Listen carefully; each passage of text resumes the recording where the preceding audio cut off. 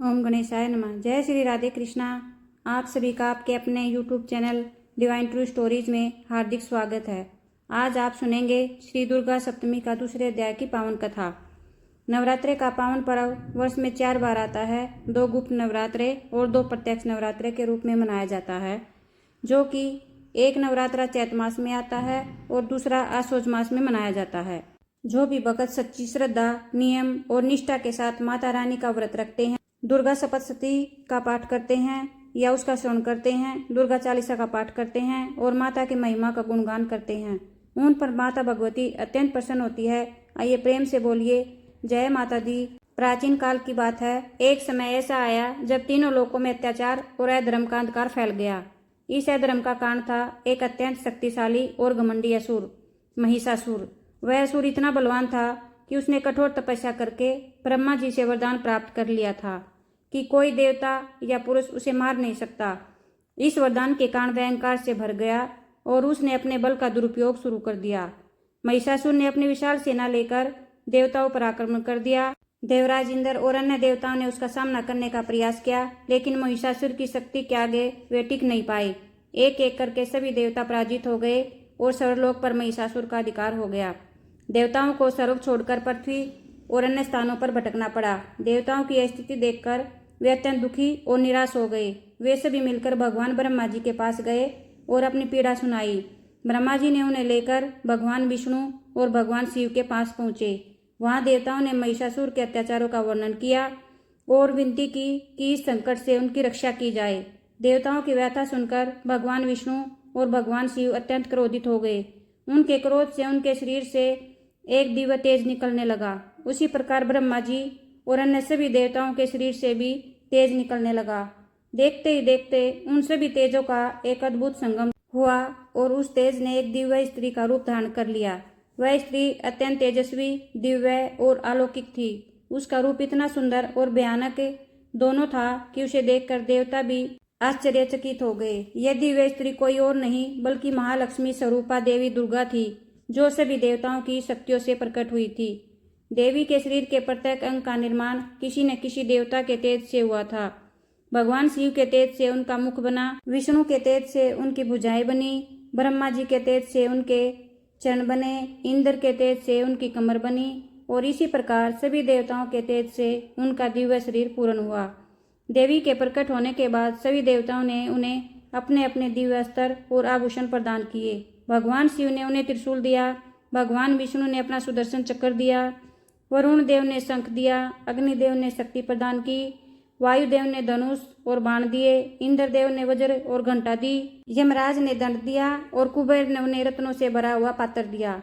हिमालय पर्वत ने देवी को सिंह प्रदान किया, जो उनका वाहन बना। देवी उस पर सवार होकर अत्यंत तेजस्वी और शक्तिशाली प्रतीत हो रही थी। उनका रूप देखकर तीनों लोकों में एक अद्भुत ऊर्जा का संचार हो गया। देवी ने एक प्रचंड गर्जना की। उनकी गर्जना इतनी भयानक थी कि आकाश, पृथ्वी और पाताल तीनों लोक कांप उठे। समुद्र में लहरें उठने लगी, पर्वत हिलने लगे और सभी दिशाओं में कंपन होने लगा। यह गर्जना सुनकर महिषासुर चौंक गया। उसने अपने सैनिकों को आदेश दिया कि वे जाकर देखें कि यह कैसी भयानक ध्वनि है। जब असुरों ने देवी को देखा तो वे उनके तेज से चकाचौंध हो गए। उन्होंने वापस जाकर महिषासुर को बताया कि एक अत्यंत तेजस्वी स्त्री सिंह पर सवार होकर खड़ी है और उसके पास अनेक अस्त्र शस्त्र हैं। महिषासुर ने पहले तो इसे हल्के में लिया, लेकिन फिर उसने अपनी विशाल सेना को युद्ध के लिए भेज दिया। असुरों की सेना में अनेक बलवान सेनापति थे, जो देवी से युद्ध करने लगे। देवी ने अत्यंत शांत लेकिन दृढ़ भाव से युद्ध प्रारंभ किया।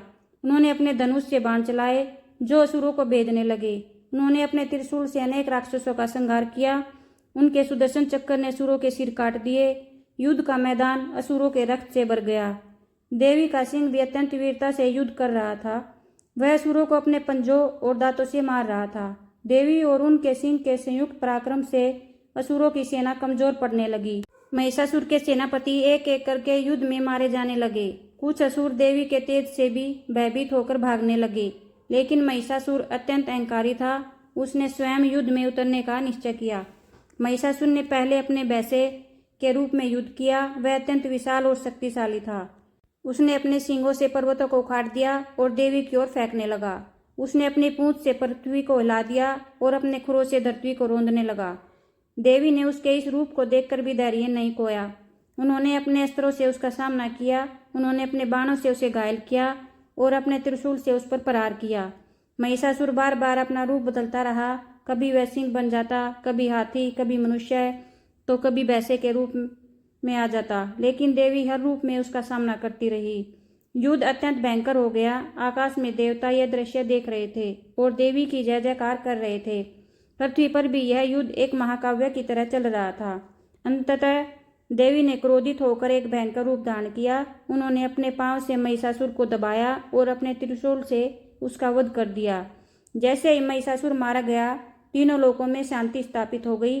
देवताओं ने अत्यंत प्रसन्न होकर देवी की स्तुति की। उन्होंने देवी का धन्यवाद दिया और उनकी महिमा का गुणगान किया। देवी ने उन्हें आशीर्वाद दिया कि जब भी संसार में अधर्म बढ़ेगा, वे अवश्य प्रकट होकर धर्म की रक्षा करेगी। यह कथा में सिखाती है कि अहंकार और अधर्म का अंत निश्चित है। सच्ची शक्ति सदैव धर्म के साथ होती है। जब भी संकट आता है, ईश्वर किसी न किसी रूप में सहायता करते हैं। आशा करती हूँ कि यह जानकारी आपको अच्छी लगी होगी। ऐसी व्रत, पूजा और धार्मिक कथाओं की जानकारी पाने के लिए अगर आप चैनल पर पहली बार आए हैं तो लाल बटन दबाकर चैनल को सब्सक्राइब करें। साथ ही बेल आइकन जरूर दबाएं ताकि आने वाली वीडियो का नोटिफिकेशन आपको समय से मिलता रहे। वीडियो को लाइक और शेयर जरूर करें। आप सभी सुखी रहे, स्वस्थ रहे। जय श्री राधे कृष्णा। जय माता दी।